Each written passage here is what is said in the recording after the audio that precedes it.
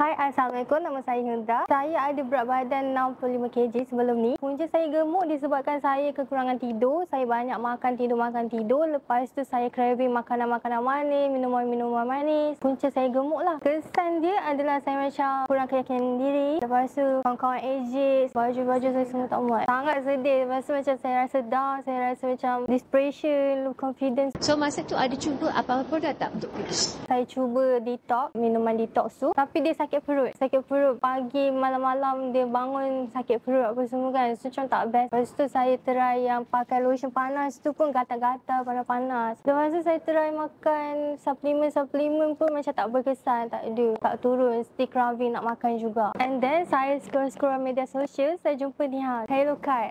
Saya tengok testimoni dia, feedback semua yang best, berkesan-berkesan semua. So saya try lah yang ini. Dan kemudian doktor sarankan saya ambil yang ini, Hello Cut, sebab dia ada kajian-kajian klinikal yang menunjukkan yang dia berkesan lah. Sebab kita kadang-kadang takut kan nak ambil produk-produk yang kurus ni kan. Takutlah macam tak trusted ke apa. Lepas tu harga dia berbaloi tau. Kalau korang ambil yang saiz besar, package besar, dia ada diskaun, dia ada promotion, harga berbaloi tau.